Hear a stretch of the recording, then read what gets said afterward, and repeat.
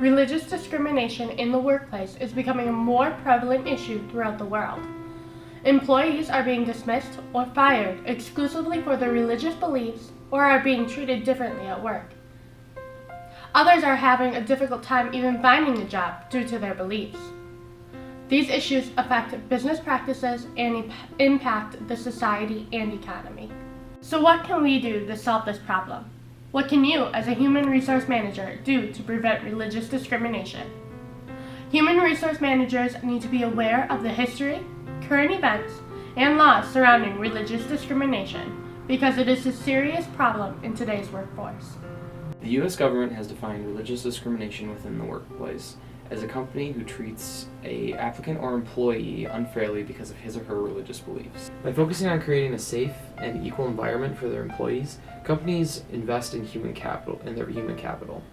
Doing this ensures that their employees will be more productive in their work days, as people tend to work better when they're under less stress or pressure. A good example of this can be seen in the Muslim workforce. Muslims are required to pray during the day as part of their religious practice. If they're allowed to do so within the workplace, they'll feel accepted by the company and will be more productive because they won't have to worry about feeling like they aren't accepted within that company or feeling out of place. If they are not allowed to pray during the day or are penalized for doing so in forms of like pay cuts or things like that, then they're going to feel frustrated about that, and that could carry over into their work. They may even start not liking the company, which will cause them to... Here's a video highlighting some of the steps that the California government is taking in order to prevent religious discrimination within the workplace. And we begin this hour tonight with hundreds of people hailing two new bills that have been signed into law today by Governor Jerry Brown on the steps at the state capitol. Those new measures are designed to crack down on religious discrimination in the workplace. KCR3's Mike Lurie live at the state capitol with more on today's historic event. Mike? Good evening, Chris. Well, Governor Brown today picked today's rally at the state capitol to show support for a group that's often been the target of discrimination. But in signing those measures today, the governor has now given that group and others the tools they need to fight back. A rousing ovation today for Governor Jerry Brown at the state capitol, where Sikh Americans applauded his signing of two bills designed to protect religious freedom. What America is the result of people coming here from other places.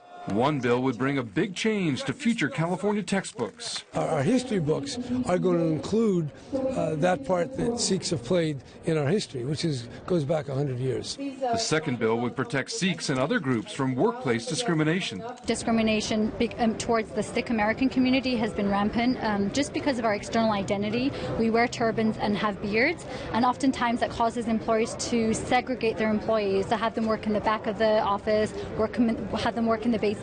The new law goes far beyond the Sikh community. I represent a lot of Seventh-day Adventists who lose their jobs because they're required to work on Saturday or Friday night. I have Jewish clients. I've represented Mormons, Christians who don't work on Sunday. And so often the companies could easily provide the accommodation. Under the new law, employers will have to accommodate people of faith unless they can show economic hardship. Breaking down prejudice is something you got to do every day. And those two new laws go into effect on January 1st. They are just two of roughly 700 measures now on the governor's desk that he must either sign or veto by the end of the month. Reporting live from the state capitol, Mike Lurie, KCRA 3 reports. Mike, thanks. In the United States, we've seen a rise in the numbers of religious discrimination towards people of the Islamic religion. This is mostly due to the attacks on the World Trade Center on 9/11. This has caused a lot of animosity towards that group, whether or not those specific people were even involved in the attack. This caused a lot of targeting of Islamic peoples, as well as Muslim people as well, who may not even be associated with the Islamic religion. In fact, studies have shown that Muslims make up 1/4 of the religious discrimination claims, even though they only make up 2% of the workforce population. Now, clearly that's a big problem that we need to address here in the United States, and there needs to be steps taken towards trying to stop that kind of discrimination within the workplace.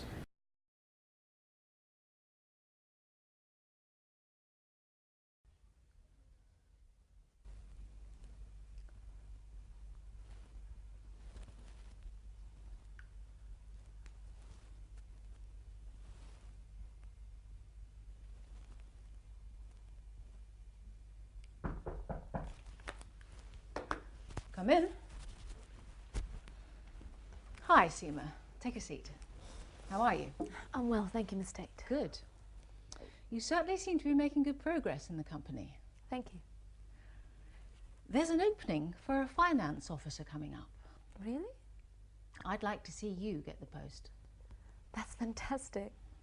It would be good to have a woman, certainly a woman of your caliber, in charge of the team. Thank you. I think you could do very well, Seema. As a bookkeeper, the hijab hasn't been a big problem.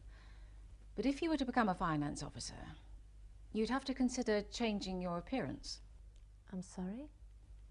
Well, you'd be responsible for managing staff, so it's probably not appropriate to dress as you do.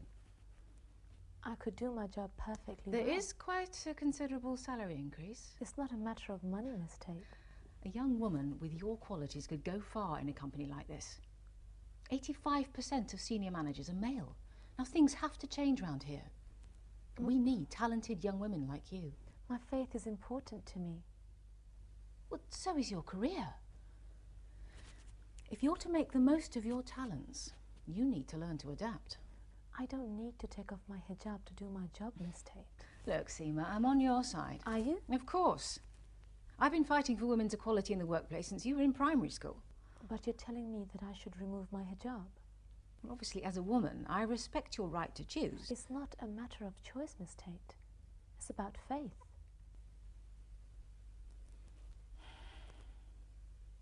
As I see it, it's a faith run by men for the benefit of men. I choose to wear my hijab. It keeps me protected. Why can't they adapt to my appearance? I don't need to show my hair to be a finance officer.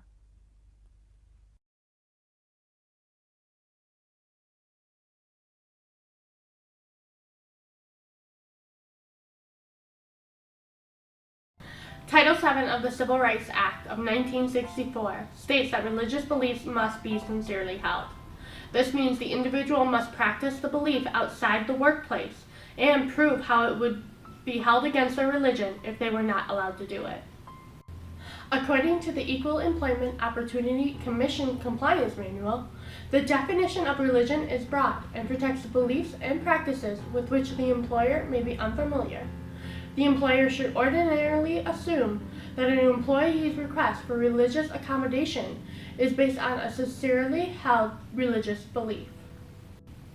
If, however, an employee requests religious accommodation and an employer has an objective basis for questioning either the religious nature or sincerity of a particular belief or practice, the employer would be justified in seeking additional supporting information. In other words, religious practices need to be sincerely held or practiced regularly in order for reasonable accommodation to occur. Claudia Neal, a Seventh-day Adventist and a receptionist at the Comfort Inn Oceanfront South, was allowed to take Friday night into Saturday night off in order to observe her Sabbath. Later in her employment, however, she was scheduled to work during this time. She explained her unavailability and again requested that time off. As a result, she was fired. This is a perfect example of religious rights being violated. Other religions require certain garments or articles of clothing, but these may not be conducive to working conditions. This is when employers can assign the worker to a different position where the garment will not interfere. In this way, reasonable accommodation is one way to avoid religious discrimination. Reasonable accommodation is an adjustment to the work environment that will assist the practicing of the employee's religious beliefs. The only time a manager would not have to follow this is if it would present an undue hardship to the company. A reasonable accommodation can include flexible scheduling, lateral job assignments, and temporary job switches. Undue hardships can include the slowing down of production, infringements on laws put forth by the government, and interference on other employees' rights. Another step that can be taken is having and enforcing an anti-harassment policy that covers religious discrimination and what is prohibited, procedures of how to handle the situation, and the assurance that retaliation will not occur. Even though laws have been passed to eliminate religious discrimination, people's viewpoints and ethics still have a significant impact today. Religious issues affect everyone, whether a person is religiously affiliated or not. People are constantly in contact with others who have differing views, and it is important to know how to act and handle these different situations. For example, some businesses decide to close on certain days due to their religious beliefs. In this case, customers may be inconvenienced and become unhappy, and the business could potentially lose their profits. This becomes an even greater issue when employees need the extra income to make ends meet on their own. However, many people respect and appreciate this standard. They are willing to accommodate the business's desire and stay loyal instead of taking their business elsewhere. Chick-fil-A recently experienced this. They are widely known for being closed on Sundays due to their religious beliefs, but when they recently reaffirmed their opposition to same-sex marriage, many people protested. Chick-fil-A never violated any laws, yet they were still discriminated against. Clothing stores encounter discrimination issues as well. Victoria's Secret's Go East line, as well as Abercrombie & Fitch's and Urban Outfitters t-shirts, have offended many religious groups due to their provocative designs and words. Laws and regulations have been implemented to prevent these types of discrimination. However, one key concern was the failure of the Constitution to address the state's role in religion. Therefore, the Bill of Rights was adopted and the First Amendment was excluded from the governmental establishment of religion. The problem then arises when an employer makes a biased employment decision based on the compatibility of religious beliefs, which directly violate the Civil Rights Act of 1964 and other human rights laws. Decisions employers make today may cause new laws to be enacted in the future. Human resource managers have a difficult time dealing with this discrimination when relations regarding religious issues between the employees or employer become unstable. Ideally, treating others with respect and valuing everyone's viewpoint would help resolve the issue. However, oftentimes this is not possible and compromise must be made. This can sometimes lead to both parties being dissatisfied in the end, but the Human Resource Department is there to support diversity and promote the acceptance of it, not regulate the way people think or feel toward each other. People oftentimes attribute their job satisfaction, work ethic, and behavior to the religious viewpoints. When work environment is stable, where people do not feel discriminated against for their religion, there is often a higher productivity which can result in increased sales. Productivity loss due to lower job satisfaction and failing to effectively handle the situation can hinder the organization trying to do business in global markets. Despite laws at various levels, some people still try to act on their discriminatory viewpoints. Human resource managers need to promote and accept diversity and ensure behavior complies with the law. Programs, training, and seminars promoting religious acceptance can help educate companies so they can create safe environments for people of all religions. This means business practices will have to change in order for businesses to keep moving forward. It may be difficult, but in the end, it's worth every effort.